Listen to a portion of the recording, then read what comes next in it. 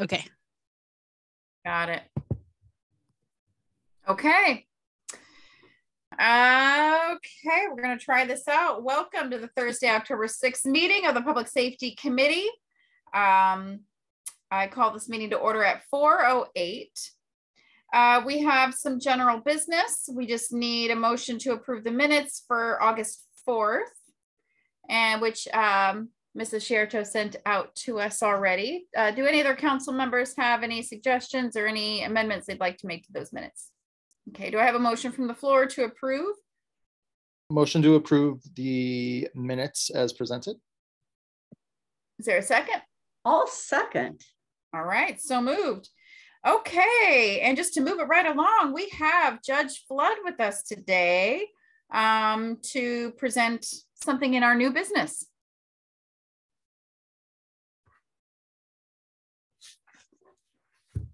Judge Flood said she needed him. Oh, there she is. Okay. Hello. Good afternoon. And thank you for allowing for me to come meet with you again today. I wanted to give some updates. In past meetings, we've talked about having more than one security guard and the need for increasing security. And grateful for the addition of the 2 security cameras that we were able to add. I had my meeting with Mike and with finance for the budget cycle that we're getting ready for. And on the 23rd of September, so I think it's been maybe a little bit over a month, maybe since we've actually had a meeting, and I've met with you to give you updates on where we are. And I'll give you a few updates, but I'm going to start with the security one because we're going to be on the full agenda on October 26th and then November 2nd because it was time to review the contract for our security systems. We did receive the proposal to have a second person added, but basically based on what I learned in my meeting on September 23rd, we're going to not be able to do that at this time. But there is going to be an increase that will still fall within what we have already allocated for the maximum amount of funds that need or can be allotted under the contract. So Melinda has been working very hard in getting that information to Dan, the security services provider for us. So basically the hourly pay currently is $31.25 and it will increase to $33.74.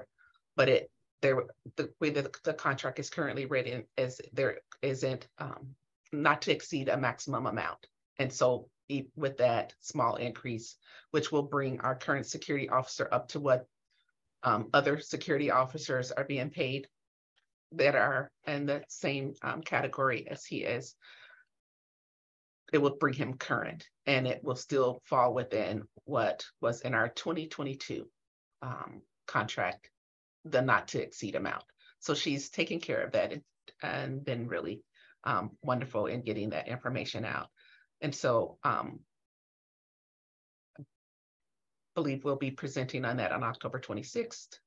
Those are the dates she provided me with the date, and then the full agenda on November 2nd. Then I'll stop right there and see if you have any questions for me on that security contract renewal. I do. I'm going to defer to my other council members if they have any other questions. I have 2. Okay. So is the pay retroactive? No. Okay, so it starts the moment that the increase was signed. Is that this budget year or next budget year? So the 2022 contract is already taken care of, where the contract that is being renewed is for the 2023 year. I can't give you the calendar dates because that's Melinda's area, not just, I just get the numbers and to make sure that it falls where it needs to. But that'll be being put in your package for you to review the actual contract itself. Okay, so the new pay scale of $33.74 is for the budget year of 23. Correct. Okay. And so Mike said that the way that our contract is written, you can't increase FTEs for security. Am I wrong in understanding that? So the contract that we're currently under is expiring, and so we would need to enter into a new contract. But I'm understanding that this isn't an area that we're able to increase now. So the current contract has an amount not to exceed $75,000 a year. The new contract with the additional employee would bring it up to just under 140,000, not to exceed. It would be just under 140,000. So that would be an increase of an impact to our 2023 request. So 2023 allows you to increase your FTE for security. If you approve that, that's what we Well, I wanted hope to. we That's do. what we wanted to do. That was Okay. that's what I've been every meeting that I've come to you Okay. on has been the court's request. Thank you. Okay, I understand now. Thank you for that pause so I could ask those questions, Judge Flood. Please continue. And then the other updates are that we have hired our new therapeutic court coordinator, which is a part of the grant funds that we've received. Steve DeRosier, today was his first day. And so he did start today. And so we're looking forward to him beginning to work with myself. Mr. Hersey's there and he's relaxed in his sweatshirt. I'm still I'm still here in my virtual office, which is really in my office, in full stockings and all of those things. But so I look forward to meeting with our new therapeutic courts coordinator and Mr. Hersey and Mr. Murphy, and us being able to have that first full meeting together, which will be coming up in the next couple of weeks once I return from Reno. So I did want to give that update. I also wanted to give an update that our grant that we received for our AV systems in our courtrooms, Melinda came by last Friday with contractors who we will be receiving updates from them and proposals as to what their needs are to be able to carry out making our courtrooms more efficient and effective to work in the hybrid setting that we know is basically a part of what the courts will be dealing with going forward. We will be getting an update at the end of October, I believe, October 28th, with Chief Justice Gonzalez, that will be letting us know what will be going forward with emergency orders and how the courts will be looking and things that will happen once the governor's orders in. But there is anticipated to be an extension, interim extension of the current orders to allow for any transitions to any new orders that will be coming forward. So those are the main highlights I wanted to give. And also the good news on our therapeutic court grant and our community counselors grant is that we were able to request upfront half of the funding, and we'll be able to request half of the funding in January. So when we look to begin our community courts in January, we will have a nice cushion that will cover the expenditures that we'll have going forward. And we also received funds from the state for the Blake motions, which, Jennifer, I know that's something that you're, I should say Councilperson Jennifer Chamberlain, that's something that you're familiar with, and to do reimbursements for those that come and petition and ask for refunds on funding. So that originally we had not had any information on. And I know on one of the motions we had, Mr. Hersey, that was the question of where's the funding going to come from? So the state is covering that in a particular grant amount. And then also O Courts is working on a Blake motion to make things, to help streamline things for the courts. I probably could talk a lot longer, but I think that's enough of updates for now on topics that we've talked about in the past to continue to keep you informed as to what's going on and what's happening at the courts. And I did want to say that I have with me, who's providing support here, is one of our 25-year court administrators from Tukwila Court, Tris Kinlow, who has been providing support to our office during this period where we've had absences and sicknesses, and that has been through courts, supporting courts, and it's a wonderful support system that we've been able to have. Thank you so much, Judge Flood. I super appreciate your updates, and I'm excited for things to come and all that you're doing there in the courts.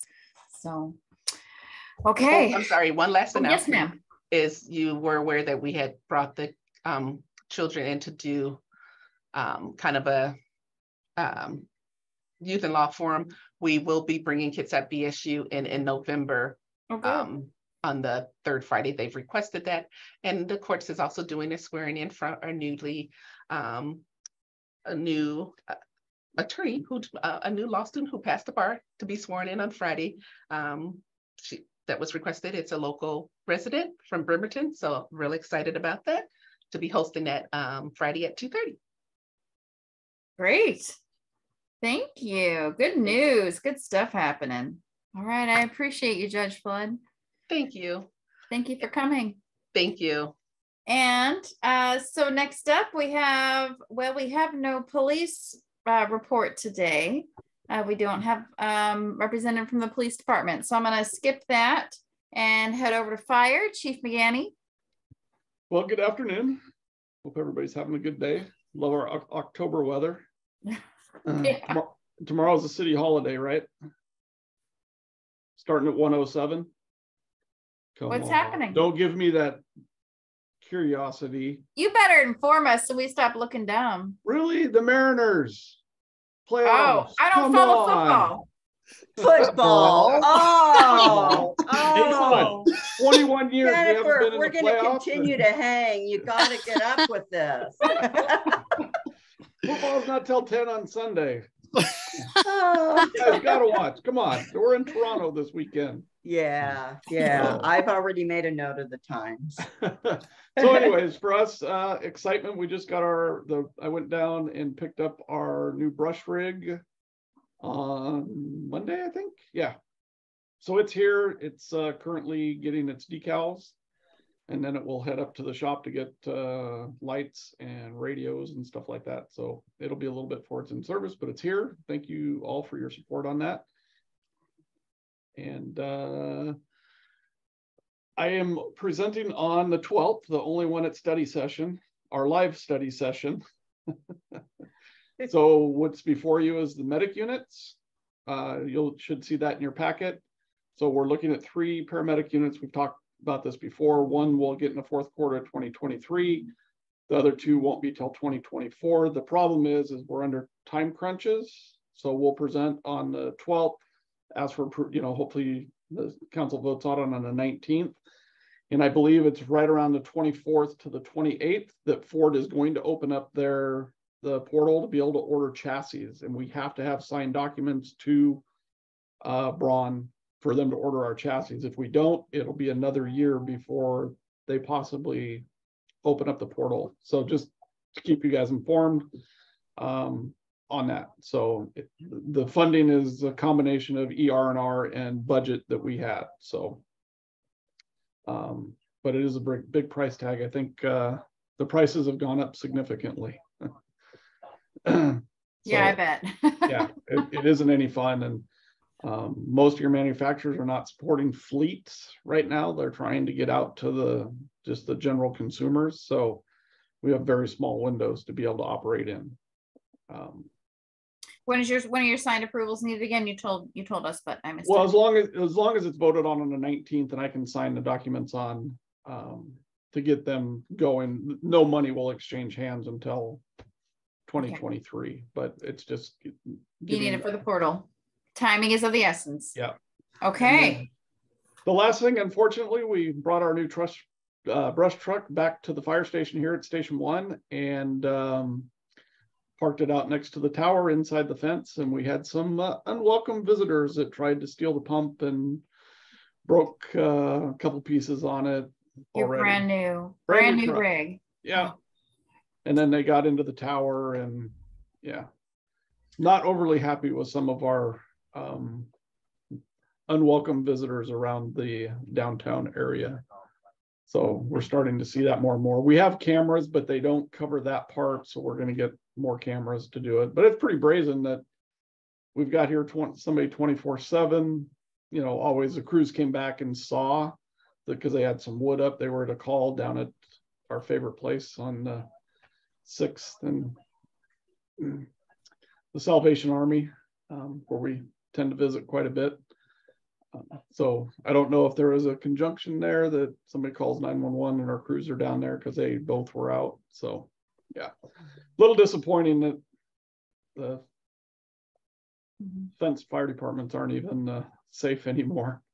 I know Seattle's had issues with that. They actually have concertina wire around their fire stations to keep people out, which I hope we don't have to go there. But so anyways, that's it. We've been busy. I'm sure you read the article in the paper about the St. Mike's. Just as an update, they've had a cyber issue with all their computers. They're working off basically paper right now. It's a disaster. Oh my God. Which Yeah. is really, I mean, we've been having problems.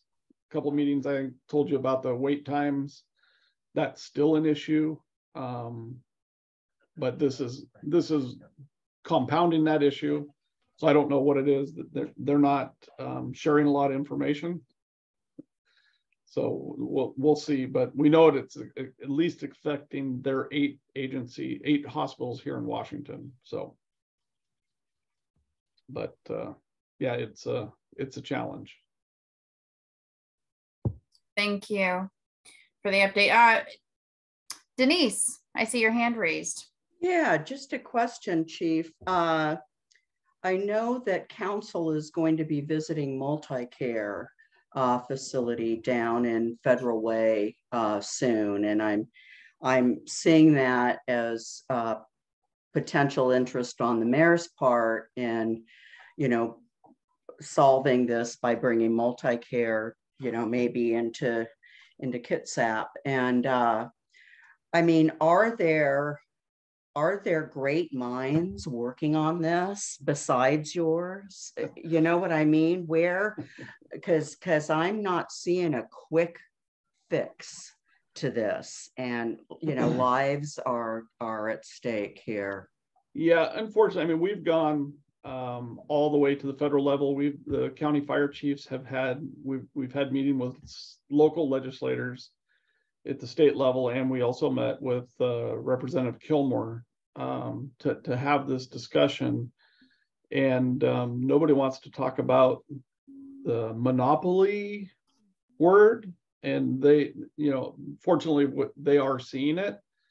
But you're right, there's not a quick fix. I mean, even if the state would approve more beds, where are we going to build a hospital, right? And where are we going to do that? And urgent, you know, I mean, we keep hearing the urgent care issue, which would help. I mean, this is a huge problem. Everything from the EDs to the urgent cares to primary care to people getting into being released to nursing homes or, you know, those type of facilities for rehab. It's a big problem. And we realize that, but it's going to take a lot of people to be able to put this thing together. So even if they did approve beds, I mean, you're looking, 4, 5, 6 years before somebody could actually get a hospital built and up and running. So yeah, it's tough. I mean, we talked to Dr. Morrow today from the health district, you know, trying to bring him into the loop and the health district into the loop on this. And he's feeling, you know, he understands it, but there's not a quick fix to it. And some of it is the way, you know, I mean, St. Mike's is handling things because it's not as bad everywhere.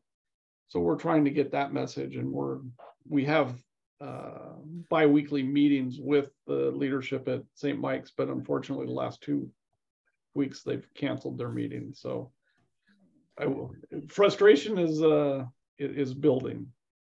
So you reference that if I hear a lot when I talk to people, oh, it's happening everywhere. Can I tell them it may be happening everywhere, but not to the level that it's happening in Kitsap? Yeah, Is that a fair assessment? I think so. I think because we are on an island and we only have one provider, I think it's magnified. I mean, our doc, our MPD, medical program director for all our EMTs, paramedics, he's a doctor at Mason General. They're not having the same issues, right? Their turnaround times aren't, granted, they're not as big a hospital, right? And they're not serving the population we are, but they're still not as busy as, as we, I mean, Thurston County's got two hospitals, right? I mean, yeah, we go across the bridge and there's all kinds of hospitals in Pierce County. So they have other places to go. We don't. I mean, both of our providers are Franciscan, right? If we go to Gig Harbor, they're still Franciscan, and we do that. I mean,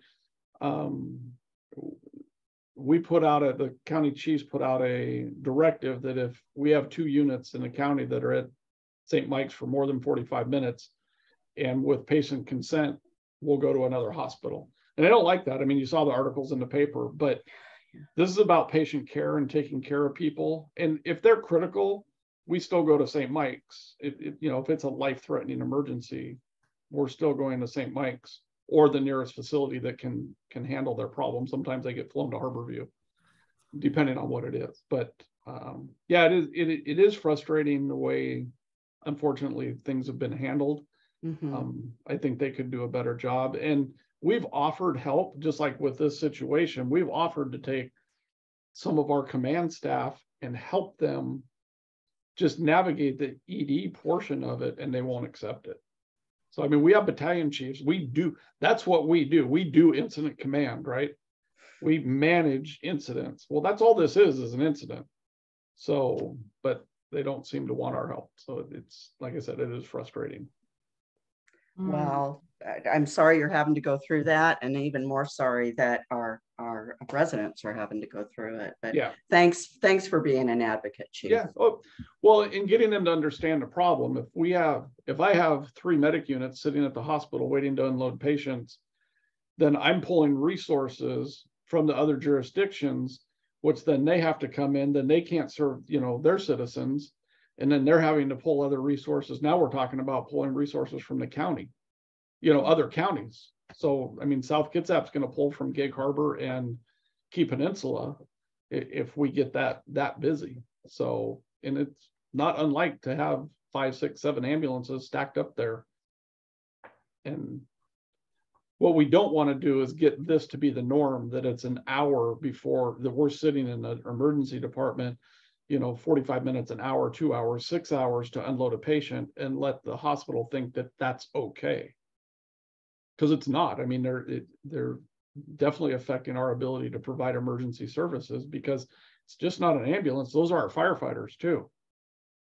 So, I mean, we have 14 people on duty, and if I got all 3 medic units at the hospital, that's half my firefighting force. Thank you, Chief McGanny. Councilmember Dennehy, did you have any questions on this issue? No questions. Just echoing Council Member Fry. Thank you for being an advocate. And yeah, I think it's really important that all of the stakeholders are communicating regularly and kind of educating one another about what the impact is, and kind of that trickle down of pulling resources. And yeah, I would love to get another certificate of need and try to encourage somebody to come into here to pull some competition and really create some more beds. But yeah, it seems like a long-term problem that we all need to be thinking about and figuring about. But thank you for keeping us apprised, at least. Oh, absolutely. And when you're dealing with a huge corporation is what we're dealing with, right? Yeah. And little Kitsap County, we're just a blip on their screen. I mean, I think they have a Franciscan, or that group has 140 hospitals nationwide. Just because we're whining, I mean, like I hate to say they really don't care, but they really don't care, right? I mean, it's just a blip. where we're at. So they have Yeah. competition in Pierce County, right? I mean, you got TG and Allen Moore and some of these other hospitals that you can go to. So there's, you know, I think they can do a little bit more pressure, but out here, there's nothing we can do. We don't have another place to take them. Right. And I'm hoping that the press can kind of keep up on this, and you know, the polity can kind of put pressure on, and hopefully somebody that wants to come in and you know, get that competition from a market standpoint will do something. But I know that that's a big capital investment. It'll take a while. So well, and I think it's like everything else, right? In the world, something bad happens, the press grabs it for a day and then they move on to the next thing, right? So this has just gotten, you know, it's going to get buried. We're going to try to keep it at the top of the pile, but it's a hard issue to keep up there to where, unless you're personally affected by it, right? You go sit in the ER for 2, 3, 4, 6, 10, 12 hours waiting to get service. You know, then it's a personal effect until enough people have that, you know, have that experience and get to the elected officials. That's where it's got to be fixed. Chief, if you could, like, if there's a point in time where you think like it might be helpful for council to draft a letter, you know, saying something or any action that we can put that might get either media attention or at least, you know, the weight of city government, please let us know, because I'm sure the three of us would be willing to talk to the other counselors about that. And I'm sure you'll start seeing more of it. We're going to be on the agenda at the health district every month. So thanks a lot, Chief. Thank you. Thank you, Chief McGanny. So I want to wrap this up in about 3 minutes or less, but I have a follow-up question. So now they're on paper. They've been on paper for a couple days, right? Over at St. Michael's. Was there any resolve to the backlog that was, where there was media coverage about before? The backlog of 5 to 6, is that just still been the norm? And now is it more of a backlog, or was there any resolve? And then it's like 2 steps forward, 1 step back. No, I mean, it fluctuates just depending on how busy they are and their staffing. So it's not like it's a daily thing. And it can go just depending on how busy the fire districts get. But now that they're on paper, it's really, I mean, we had units there 2-3 hours yesterday, and that's understandable. I mean, we get some of this this part of it is out of their control, but it fluctuates up and down. You know, July and August by far were the worst that we've seen, and we saw the paper, and so they put a little bit more attention on it. The problem is as a money standpoint, the emergency department doesn't make them money. It's a loser, but they have to staff it, right? And that they try to maintain that 93 to 95% staff load, right? I mean, that's their sweet spot for capacity. And so they staff differently.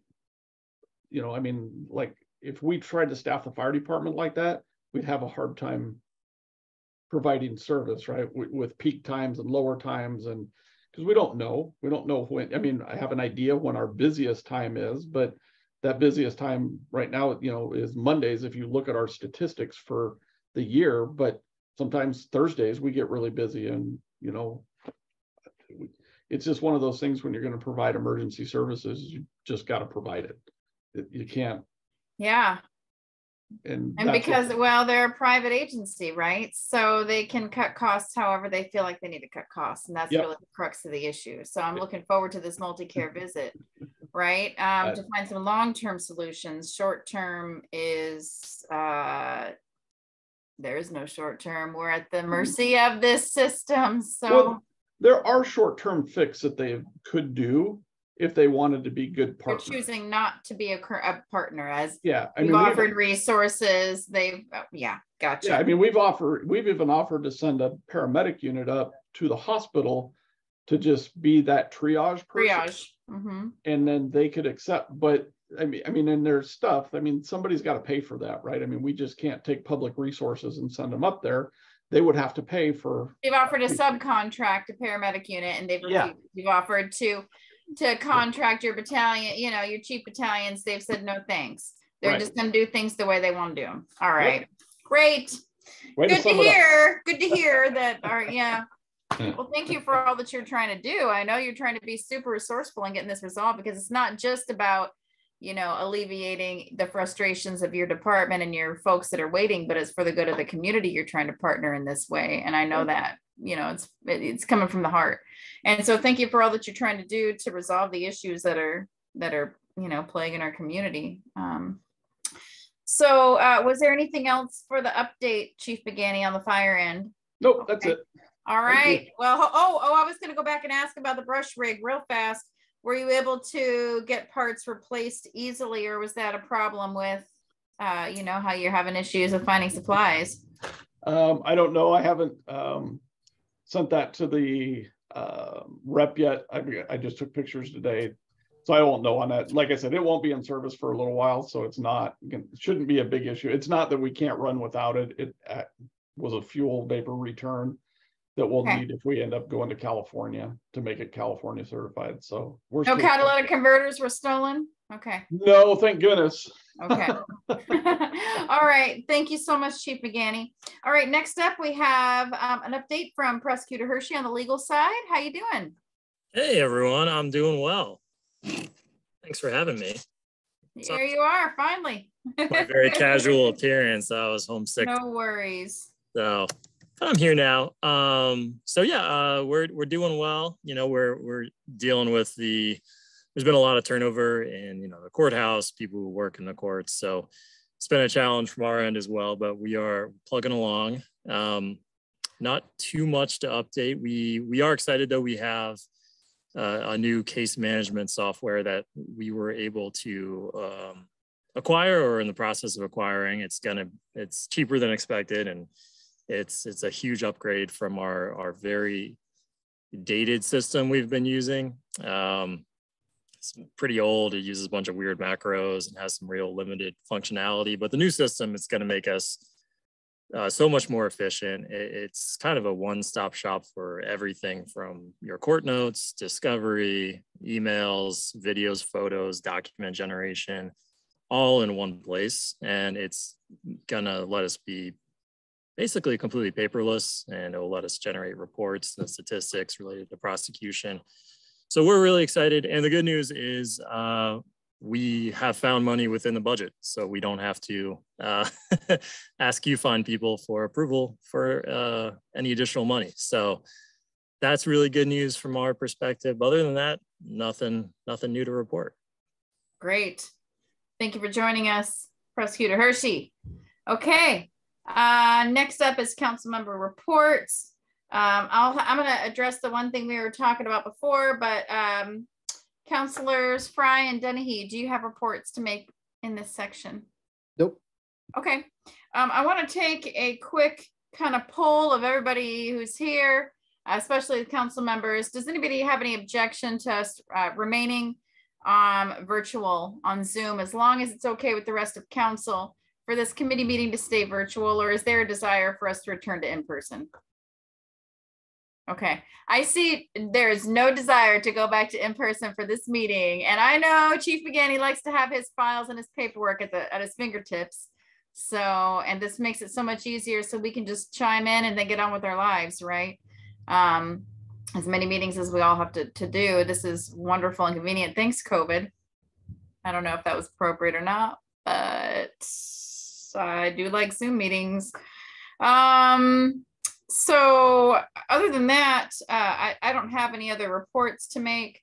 Next on the agenda is fireworks ordinance. So Quinn, I just wanted you to be here because what I wanted to do is kind of put this issue to rest. And Vanessa, this is for you to hear too, so that it's no longer a standing agenda item, so long as this proposal is okay with my other council members on this public safety committee meeting.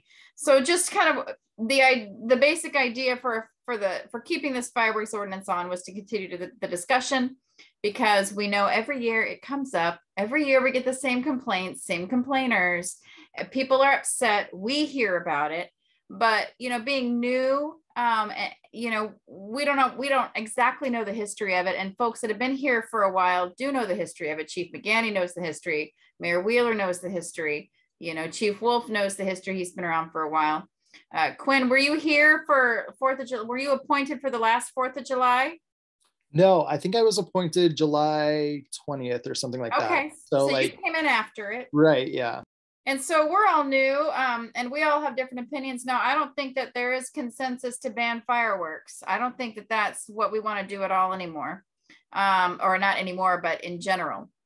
So the proposal that I'd like to work up for our next retreat is, you know, something that kind of a good neighbor sort of approach, where we have various stakeholders in the community do kind of like a social media or other kind of media push to talk about how fireworks impact them, so that maybe we can encourage tertiarily. I don't even know if that's a word, but I use it, I swear, like every other week, tertiarily. We're going to make that a word. We're going to put it in the Oxford Dictionary, but so that people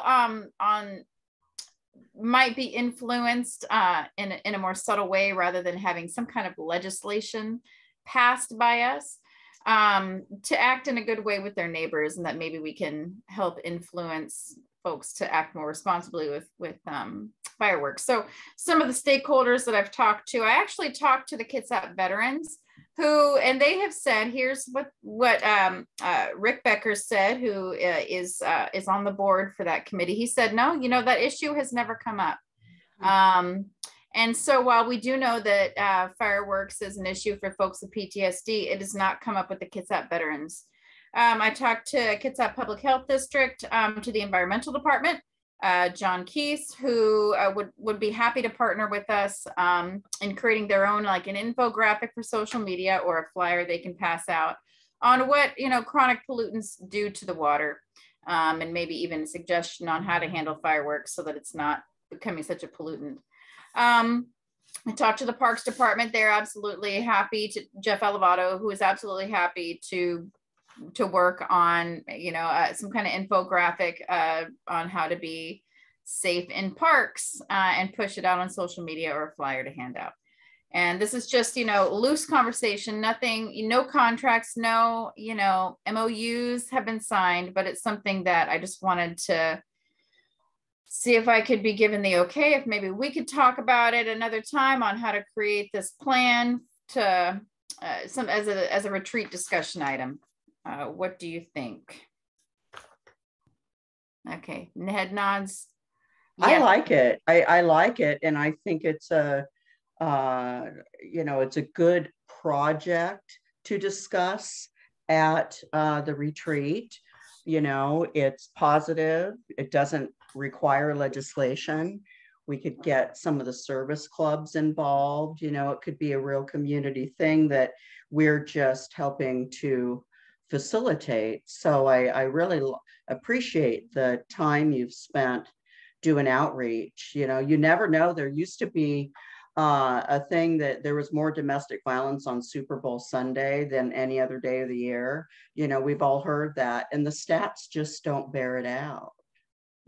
You know, it's one of those urban legends, and that could happen every once in a while, maybe that they peak on some super, you know, yeah, but it's just not generally the case. So good data to have as we move forward with that. But I love the collaborative nature of it.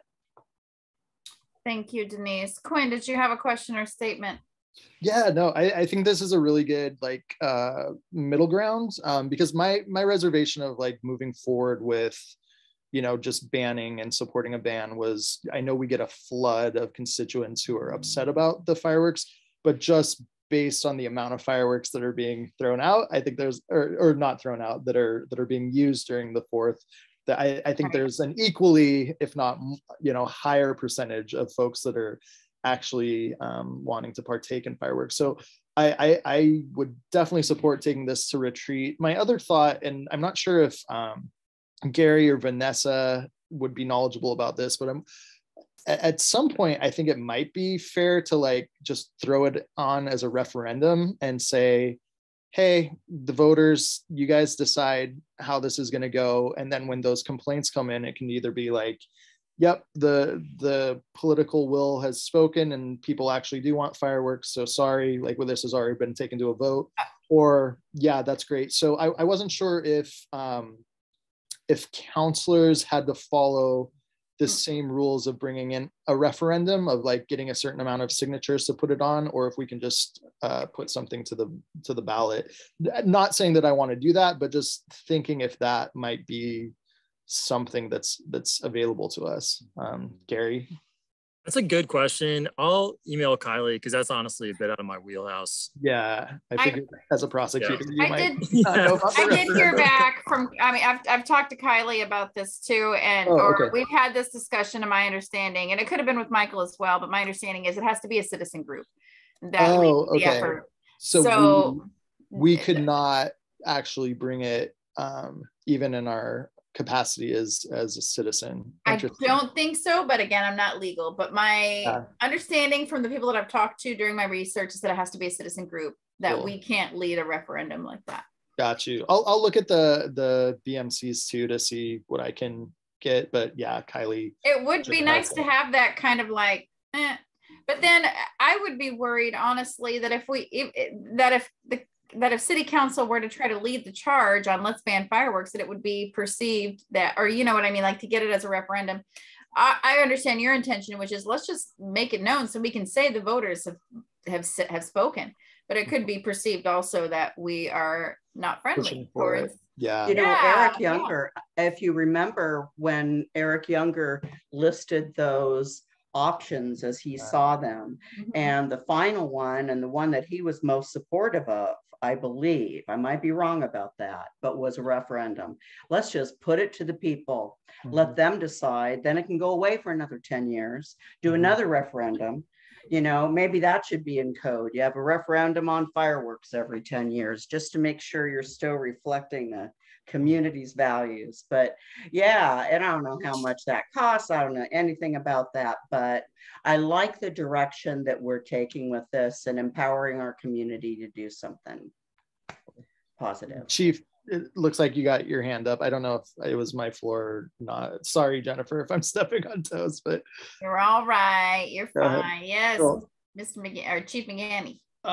So I don't know the exact date, but it was several years ago. The council did do a informational vote on fireworks. Now, not a referendum whether to ban them or not. Oh yeah. But they did an informational vote whether the citizens felt like they wanted them. I don't remember. We could go back and look at the exact wording, but it wasn't a referendum whether, you know, to ban them or not. It was more of an informational to see what they did. And it was pretty overwhelming at that time that people wanted their fireworks. Gotcha. So versus a referendum, right, whether we should, council, I think, has the ability to put an informational vote out there. Do you remember what year that was, Chief? I want to say it was either late 90s, early 2000. I could touch base with Chief Duke. He would know. That's a smart idea. Yeah, like without having any high stakes, just kind of like a straw poll like we do at council. That would be, you know, if it was 20 years ago, it might be time to do that again. That would be low stakes and just inform what we want to do. But yeah, sorry to derail with that, Jennifer, but I do think like being able to really understand what the constituents want on that issue would help us like figure out what our strategy is to kind of bridge the gap between the two sides. And so in talking to Mayor Wheeler about this idea too, because I reached out to a lot of different folks, and in talking to Mayor Wheeler, he wants to just know the dollar signs, right? So I don't know what kind of money would be involved in this sort of plan, because it could be just staff time, you know, a staff allocation time of different stakeholding departments. Like maybe Chief McGanny has a staff member that could create an infographic on how not to put fireworks in the trunk of your car. I don't know. But you know, I don't know what those dollar signs would look like and what staff time would be involved. And that's really what we need to kind of hammer out. That's the kind of thing that you know, administration is looking for retreat items. So, you know, that's where your partners can really come in handy, because a Kitsap Humane Society has some printing money. East Bremerton Rotary would send $500, $1,000 over. You know, you can really get support, you know, from it with these community partners. So or maybe the city does some printing. I don't know. Right. But that's what you figure out when you get everybody around the table is, who does what best. And so I think that what I'd love to do, if we could take 7 minutes tops on this issue, maybe 10, whatever, is to kind of brainstorm at our next meeting some community partners that we think should be reached out to. And then I can do the legwork on that to kind of but I also, don't want to do too much. I'm just getting information, right? Because it's not a retreat item yet. I want to have a good, robust presentation so that we can get ahead of the game before July 1st or June 23rd, when all the M80 start, or whenever the bridge blast starts. I want to get ahead of the game so we can possibly start rolling it out if it's approved by council in, like May, right?